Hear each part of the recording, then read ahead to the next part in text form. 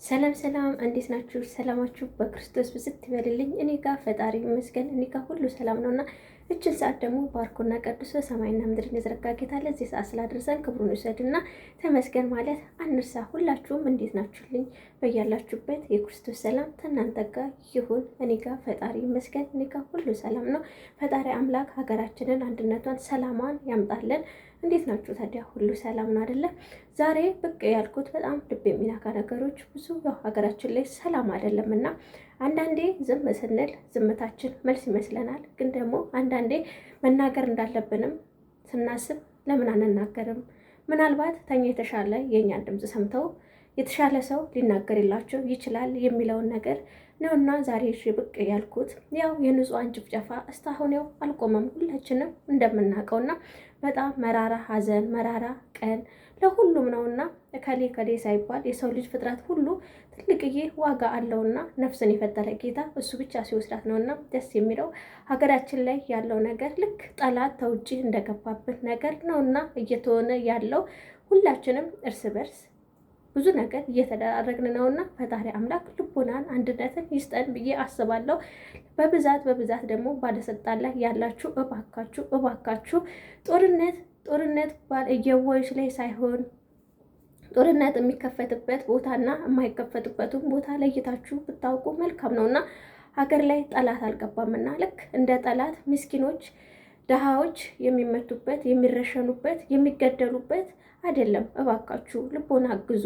ረሻኖቹ ምን አይነት ጭካኔ ቢኖራችሁ ነው? እስቲ ሰው የራሱ እህት የራሱ ወንድም ላይ የራሱ ማህበረሰብ ላይ ተወልዶ በወጣበት ላይ እንዴት አፈሙዝ ወደ ንጹሃን ይደቅናል?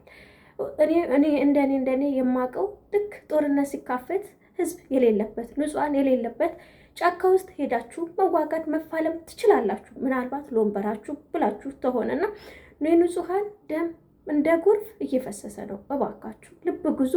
እውነት እላችኋለሁ ዛሬ ሊመስላችሁ ይችላል። ወንበር ላይ ተቀምጣችሁ ባለስልጣኖችም ሆናችሁ የኔ ብቻ ነኝ እኔ የሚለው እኔ መሪው የምትሉት ሁሉ አደብ ገዙና ቆም ብላችሁ ወደ ራሳችሁ ብታገናዝቡ መልካም ነውና እዚህ ወንበር ላይ ሺህ ዓመት ላነግሱበት አንድ ቀን ላኖሩበት ትችላላችሁ። ፈጣሪ ፊቱን ወደኛ ታዞረ በአንድ ቀን ምድርን ድምጥማጧን ሊያጠፋ እንደሚችል ደግሞ ማስተዋል አለባችሁና ፍትህ ለንጹሃን፣ ፍትህ ለንጹሃን፣ ፍትህ ለንጹሃን፣ ፍትህ ለንጹሃን። አሁንም ንጹሃን በጣም እየተገደሉ ነው። በጣም በየመንገዱ ላይ እኔ እንጃ በጣም የሚዘገነነው የሰው ልጅ እኮ ወይ ወፍ ወይ እንስሳ እንኳን ስትሞት ምን ያክል ውስጣችን እንደሚጎዳው ሁላችንም ነን የምናውቀው። ንጹሃን ኑሮ ተወደደብኝ አላለም። ባካችሁ ሰላምን ነው የምፈልገው ነው ያለው። ሰላም ታዲያ ንጹሃኖችን ተቤት አውጥቶ መንገድ ላይ መረሸን ማለት ምን አይነት ጭካኔ ነው? ምን አይነት አረመኔ ዘመን ውስጥ ነው ያለ ነው? እርስ በርስ ምን ይሉታል ስላችሁ ጠላት እኮ ተውጭ አልመጣብንም። ሁላችንም ደማችን ቢቆረጥ የሁላችንም ደም ተመሳሳይ ነውና እባካችሁ አደብ ግዙ። ምን አይነት ጨካኝ ብትሆኑ ነውስ ንጹሃን ላይ አፈሙዛችሁን ደቅናችሁ በየሜዳው ላይ እላቸው ላይ እየገደላችኋቸው የምትሄዱት? ምን አይነት አረመኔነት ነው? እባካችሁ ንጹሃኖችን አትግደሏቸው። ንጹሃኖች ኑሮ ተወደደብኝ እያሉም አይደለም፣ ተገደልኩም እያሉም አይደለም። ዝም ብለው ይሄው በማያውቁት መሪያቸው እንኳን ማን እንደሆነ አስተዳዳሪያቸው እንኳን ማን እንደሆነ የማያውቁ ንጹሃን ናቸው እየተገደሉ ያሉትና የዕለት ጉርሳቸውን ተሯርጦ የሚኖሩ ገበሬዎች ምስኪኖች ናቸው እየተገደሉ ያሉትና ፍትህ ፍትህ ፍትህ ፍትህ ወዴት አለች? እውነት ፍትህስ ወዴት ናት? እባካችሁ እኔ የምለው ነገር ብዙ ጊዜም የምታዘበው ነገር ኢትዮጵያ ላይ ያለው ደግሞ አንድ ኦርቶዶክስ እምነታዊ ተከታዮች ብቻ አይደሉም አባቶች ያሉት፣ የተለያየ አባቶች አሉ። ፖለቲካ ውስጥ እምነት አይገባም፣ ይሄንን አውቃለሁ። ግን ድምፅ ሁኑላቸው። ንጹሃን ለምን ይገደላል? አባቶች ዝም አሉ እንላለን።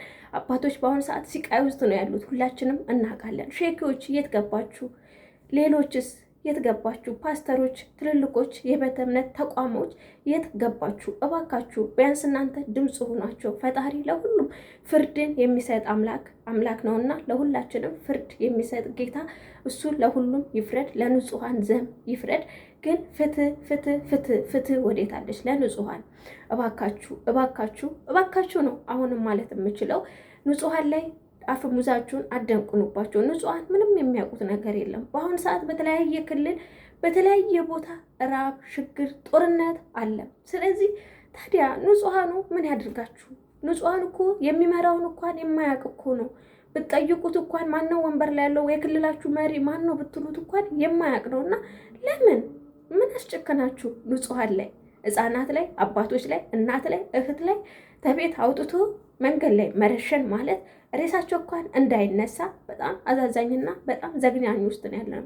ኢትዮጵያዎች በዚህ ነው የምንታወቀው። በዚህ እኮ አይደለም አይደለኛ ኢትዮጵያዎች የምንታወቀው። ኢትዮጵያዎች ቱቱዎች ነን አይደለን? ቱቱዎች ይባላል። ታዲያ ይሄን ኢትዮጵያነታችን እርስ በርስ የተጨካከንበት ዘመን እስተመቼ? ይኸው ሁሌ ጦርነት፣ ሁሌ ራብ፣ ሁሌ ችግር። ለምን እሱስ እስከ መቼ? እባካችሁ ባለስልጣናቶች ለእናንተ ለወንበር ማሞቂያ ተብሎ ንጹሃኖች አይገደሉ። ፍትህ ለንጹሃኖች፣ እናቶች፣ አባቶች፣ እህቶች፣ ወንድሞች አይገደሉ። ነፍሰ ጥሮች አይገደሉ። እባካችሁ እቺ ምድር ላይ ስንኖር ሁላችሁም ቆም ብላችሁ ማስተዋል ያለባችሁ መሪዎችም ሆናችሁ ባለስልጣኖች ሆናችሁ እውነትን እስቲ ተጋፈጡ። እውነቴን ነው የምላችሁ። ውሸት ሁሌም ሄዳ ውሸት ናትና ስለ እውነት ስለ ፍትህ ስሩ። ምንም ማለት አይደለም። ሁሌ ተደጋጎን ቁሙ። ወንበርን ነገስታችሁ ትሄዳላችሁ። ማንም የሚኖርበት የለም እዚህ ምድር ላይና እባካችሁ በምችሉ አቅሞች ቀጥታ ደግሞ ውጊያ እንዋጋለን ብላችሁ የምትወጡትስ ምን አይነት ውጊያ ነው የምትፈጽሙት? ምን አይነት የጠላት ጦር እኮ አይደለም የገባው። እርስ በርስ ወንድማማቾች ምን ማለት ነው? በጣም ነው የሚከብደው። በጣም ነው የሚያሳዝነው። የሌላን እልህ ንጹሃኖች ላይ መዋጫጫ አታድርጉት። የሌላን እልህ የንጹሃንን ደም አታፍሱት። እውነቴን ነው የምላችሁ። ስልጣን መያዝ አለመያዝ የራሳችሁ ጉዳይ ነው። ግን ንጹሃኖችን እባካችሁ ተዋቸው። መሪያቸውን ወይ ክልላቸውን እንኳን የሚያስተዳድርላቸውን ጠንቅቀው የማያውቁ ናቸው። ተለት ኩርሳቸው የሚሯሯጡ ናቸው። ግማሽ እንጀራ በልቶ ለማደር የሚሯሯጡ ናቸው። እና እስቲ አያዛዝኗችሁ? ምስኪን ባለ ሀገር ምን ያድርግ እስቲ? እናንተ በማህበረሰብ ውስጥ ወጥታችሁ ጠላት ነው ብላችሁ ማህበረሰብ ስተኩሱባቸው ስትገሏቸው አያሳዝኗችሁ? የምሬን ነው የምላችሁ።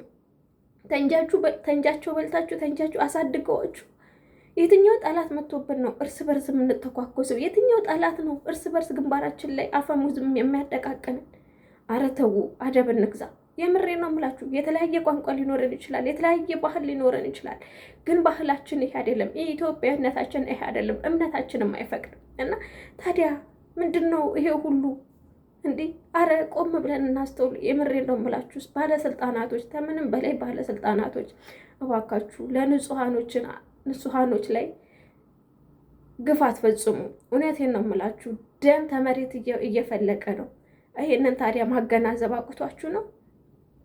ዛሬ እናንተ ስልጣን ላይ ቁጭ ብላችሁ ሊመስላችሁ ይችላል፣ ምንም ላይታያችሁ ይችላል።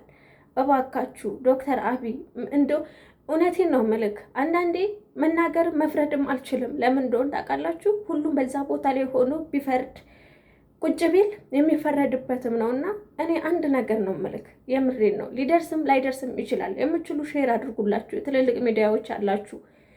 ንጹሃን በአሁኑ ሰዓት ሀገርን ትመራለክ ብለው ነው የመረጡ። ስለዚህ ንጹሃኖች ላይ ታዲያ ሲተኮስ ሲገደሉ እላቸው ላይ ብዙ ነገሮች ሲደረግ ምን አይነት አውሬ ነው ታዲያ? ምን አይነት አውሬነት ነው እንደዚህ የሚያስጨክን?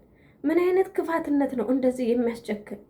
እንዲህ ለወንበር ተብሎ እርስ በርስ ማጋደል ለምን? ለየትኛው ምድራዊ ህይወት? ነገ ትታችሁ ስለምትሄዱት ማናችንም ሆን እዚህ ምድር ላይ ላንኖር እንችላለን።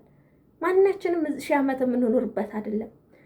እባካችሁ እውነቴን ነው የምላችሁ። በጣም ይዘገነናል፣ በጣም ያስጠላል። ሬሳ እንኳን የማይነሳበት ዘመን ላይ ነው ያለነው። የሰው ልጅ የረከሰበት ዘመን ላይ ነው ያለነው። እና እባካችሁ ፍትህ ለንጹሃኖች፣ የንጹሃን እንደሚፋረዳችሁ ነገም ዛሬ የሚፋረዳችሁ ፈጣሪ ለሁሉም ጊዜ አለው። ፍርዱን የሚሰጥበትም ጊዜ አለ።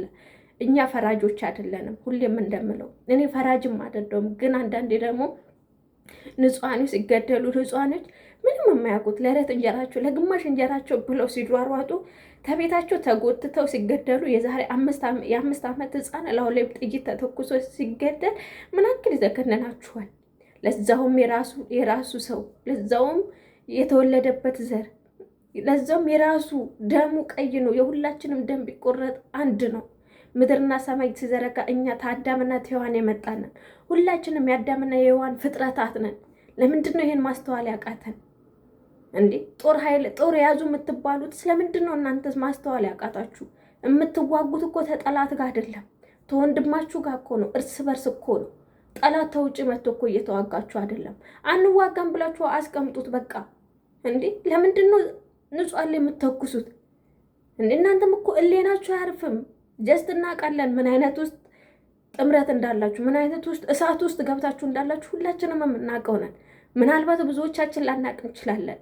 በእናንተ ላይ መፍረድ አይቻልም። ምን አይነት ነገር ውስጥ እንዳላችሁ የሚያውቀው ብቻ ነው የሚያውቀው፣ እና ፈጣሪ ነው እናንተ ጋር የሚያውቀው። ከዛ በስተቀር ግን የምሬን ነው የምላችሁ፣ እናንተም ወዳችሁ እንዳልሆነ ወደ ንጹሐኖች ላይ የምትተኩሱት እናውቃለን። ግን በቃ አስቀምጡት፣ ውጡ። እውነቴን ነው የምላችሁ። እንዲህ ስላችሁ ታዲያ ስሜታዊ ሆኜ እንዳልሆነ እንድትገነዘቡ የምሬን ነው የምላችሁ። እህት ወንድም አባትህ ላይ ስትተኩስ የትኛው ጠላት ነገር የትኛው ጠላቶችህ ናቸው? እስቲ ከየት ሀገር ጠላት መጥቶ ነው የምትተኮሱት? የምሬን ነው የምላችሁ። ሁላችንም እችን ምድር ትተናት እንደምንሄደው እናስተውል። ከድንበር ላይ እኮ ጠላት መጥቶ አይደለም፣ እሱን እያባረርን አይደለም። እርስ በርስ መታኮስ፣ እርስ በርስ መጋደል ማለት ምን ማለት ነው? ቆም ብለን እናስተውል። ዛሬም እያስተዋልን አይደለንም። በተጨማለቀ ፖለቲካ፣ በተጨማለቀ ወንበር ላይ ተቀምጠው በተጨማለቀ አስቀያሚ ጊዜ ውስጥ ብዙዎቻችሁ በጭንቀት ውስጥ እንዳላችሁ ሁላችንም ይገባናል። ዛሬ ጦር የምትይዙት ሁሉ ግን ደግሞ እያወቃችሁ አታድርጉት፣ አስቀምጣችሁ ውጡ። የምሬን ነው የምላችሁ። አንዳንዴ ታዲያ ራስክ ጭንቅላትክና እሌናቅ ተኝቶ የማያድርበትን ነገር አትፈጽሙ። ንጹሐኖች ምንም አላደረጉም። የ5 ዓመት ሕፃን ምን አደረገ? እናት ምን አደረገች? እንዴት አንድ ላይ በጅምላ ሰው ይጨፈጨፋል? በጅምላ አንድ ላይ ተሰብስቦ እንዴት ይጨፈጨፋል? ተቤት አውጥቶ ሰላማዊውን ሰምን እንዴት ይጨፈጨፋል? እንዴት ይገደላል? ስንት እኮ ዱርዬው አለ። ስንት እኮ እንደው አግባብ እንኳን ቢሆን በህግ መጠየቅ ያለበት በህግ ይጠየቃል እንጂ ንጹሐኖቹን ተቤት ጎትቶ አምጥቶ እላቸው ላይ መረሸን ማለት ምን አይነት ዘግናኝ ነው? ለዛውም መንገድ ላይ አስፋልት ላይ ሬሳቸው እንኳን እንዳይነሳ ልክ የሰው ልጅ ረክሶ ማለት ነው። ታዲያ ተየት ያመጣ ነው ባህሪያችን ነው? የትኛው የውጭ ሀገር ሰው መጥቶ ነው የወረረን? እርስ በርስ እናት ላይ መተኮስ፣ ወንድም ላይ፣ እህት ላይ፣ አባት ላይ፣ አያቶች ላይ መተኮስ ምን ይሉታል እንዴ? ሁላችንም ስንፈጠር እኮ ከአዳምና ከሔዋን መምጣታችን ሁላችንም እናውቀዋለን። የተለያየ ቋንቋ ሊኖረን ይችላል። የተለያየ ቋንቋ ለምን እንደተሰጠንም ደግሞ ቆም ብለን እናስተውል። መጽሐፍ ቅዱስ ላይም ቁርአን ላይም ሆነ አለ ለምን ቋንቋ እንደተለያየብን እንዴ? ታዲያ ቋንቋ መለያየቱ እኮ ጥላቻን አይደለም እያስተማረን ያለው። ቋንቋችን ቢለያይ አንድነታችንን ነው የሚያሳየን፣ ባህላችንን ነው የሚያሳየን። ታዲያ ለምንድን ነው እርስ በርስ ጣት የምንቆሳሰመው? ለምንድን ነው እርስ በርስ ታዲያ ጥላቻን እየዘራን ያለ ነው? እኛ በማናውቀው እኛ ምንም በማያውቁት ሕፃናት፣ አባቶች፣ እናቶች ለምንድን ነው ታዲያ ሀ ቢባሉ በማያውቁት ለምን ተጨካከን እርስ በርስ? ምን አይነት ጭካኔ ዘመን ውስጥስ ብንኖር ነው? አረ እባካችሁ ባለስልጣናቶች አደብግዙ። በቃ ለመምራት አልቻላችሁ ደግሞ ለሚመራው ስጡት። እንዴ ሀገር እኮ ሀገር የሚባለው ህዝብ እኮ ነው። ሀገር የሚባለው ማህበረሰቡ እኮ ነው። እንዴ ሀገር ታዲያ ብቻዋን ምን ታደርጋለች?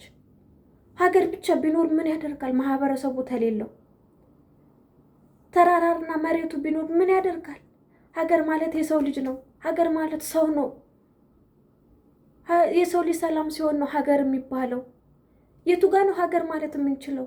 ሰው እንደ ቅጠል እየረገፈ ንጹሐን ደማቸው እንደ ጎርፍ እየፈሰሰ እንዲህ ምን አደረጉ?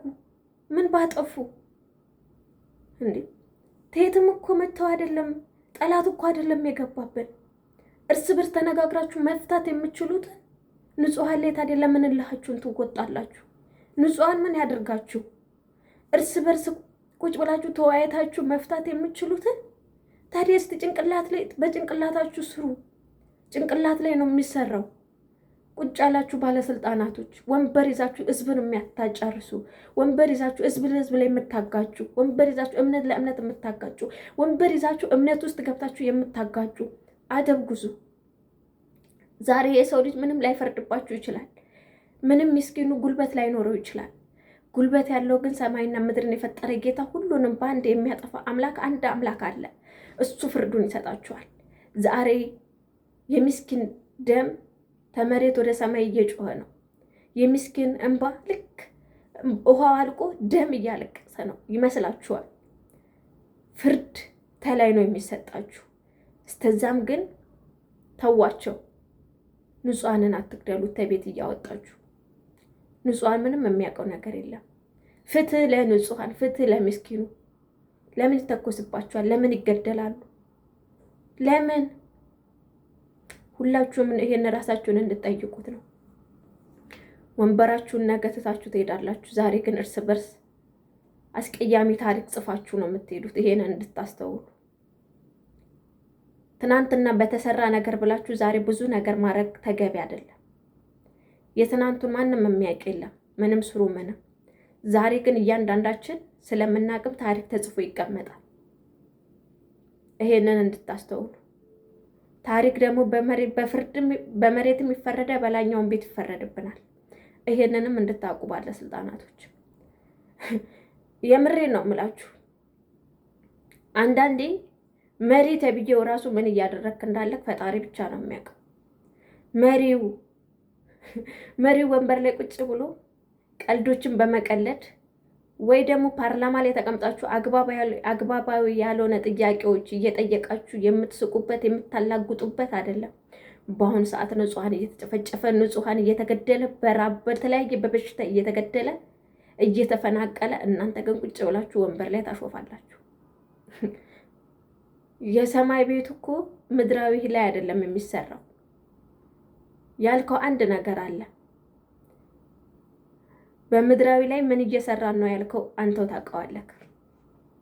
ምድራዊ ላይ ምንም ማክል ዛፍ ብትተክል፣ ምንም ማክል ልማቶች ብታኖር፣ እኛ የሚጠቅመን የምድራዊ ልማት ሳይሆን ንጹሐኖችን መጀመሪያ ንጹሐኖች ይቀድማሉ። ንጹሐኖች በሰላም ሲተኙ፣ በሰላም ሲያርፉ፣ ሳይራቡ፣ ሳይሸገሩ፣ ሳይፈናቀሉ፣ ሳይገደሉ ሲኖሩ ተዛን ሁሉም ልማት ይቀጥላል። የሰው ልጅ እየተራበ እየተገደለ ሲቃዩን እያየ ተኝቶ እየተሳቀቀ ተኝቶ መነሳቱን እንኳን ተኝቼ እነሳ ይሆን እያለ እየተሳቀቀ ያለበት በጅምላ ተቤት እያወጡ የሚገደሉ ፍትህ ለንጹሐን። ምናልባት ዛሬ ወንበር ላይ ቁጭ ብላችሁ ላታስተውሉ ትችላላችሁ። ይሄንን ደግሞ ሁላችሁም ታውቁታላችሁ። የትም ሀገር ሁኑን የትም ቦታ ፍትህ ለንጹሐን በሉላችሁ በምትችሉት አቅማችሁና በጣም ይዘገንናል፣ በጣም ያማል ስላችሁ። አንዳንዴ እኔ ቤት ብቻ መጥቶ ስለተነካ ሳይሆን የሁላችንም ደም ኢትዮጵያዊ ስንባል የሁላችንም አንድ ነው። ፍትህ ለንጹሐን፣ ፍትህ ለንጹሐኖች። ንጹሐኖች አይገደሉ፣ ፍትህ ለንጹሐኖች። ስለዚህ የድሃ ደም ይፈርዳል። አይፈርድም ብላችሁ እንዳታዩ፣ አሁንም እየፈረደ ነው። በጅምላ ግን አውጥታችሁ ማጨፍጭፏቸው፣ ደማቸው ይፋረዳችኋል፣ እንባቸው ይፋረዳችኋል። የ5 ዓመት ህፃን አውጥቶ መረሸን ማለት ከባድ ነው፣ ይዘገንናል። በጅምላ አውጥቶ ሜዳ ላይ መጨፍጨፍ ማለት በጣም ይዘገንናል። ዛሬ ፍትህ ብሎን ስንጠይቅ ፍትህ ላይኖር ይችላል፣ ግን ፍርድ የሚሰጠውና ፍትህ የሚሰጠው አንድ አምላክ ነውና እሱ ፍትህ ይሰጣል። እባካችሁ እኛ እኮ ሌላ ምንም እያልናችሁ አይደለም። እባካችሁ ንጹሐኖችን አትግደሏቸው እባካችሁ እያለ እየለመናችሁ ነው። ስልጣን ያለው አንድ ፈጣሪ ብቻ ነውና እሱ ይፍረድባችሁ በሚፈርድበት። ሁላችሁም ልጆች አላችሁ። ነገ ልጆቻችሁ ምን እንደሚደርስባችሁ እንኳን አታውቁም። ወንበር ላይ ለተቀመጣችሁ ዛሬ እናንተ በምትሰሩት ስራ ነገ ልጆቻችሁ ላይ የዛሬው ደም፣ የዛሬው ሲቃይ፣ የዛሬው እንባ፣ የዛሬው በጅምላ መጨፍጨፍ ለነገ ታሪክ ሆኖ ይጻፍላችሁና ነገ ደግሞ ሌላ ታሪክ ይዞባችሁ ይመጣል። በምትችሉት ፍትህ በሉላቸው ውድ ተከታታዮቼ። ሌላ ምንም ልል አልችልም። ፍትህ ለንጹሐን፣ ፍትህ ለንጹሐን። ሼር ላይ ኮሜንት እያደረጋችሁ ጻፉልኝ፣ አስቀምጡልኝ። ግን ፍትህ ለንጹሐን፣ ፍትህ ለንጹሐን፣ ፍትህ ለንጹሐን። አባቶች፣ ትልልቅ የእምነት ተከታዮች እናውቃለን ምን አይነት ውጥረት ውስጥ እንዳላችሁ፣ ግን ድምፅ ሆኗቸው። እስተመቼ ነው ዝምታው? ዝምታው ይሰበር። ፍትህ ይበቃል። ስቶፕ ለንጹሐን። ለማንኛውም መልካም ቀን ይሁንላችሁ።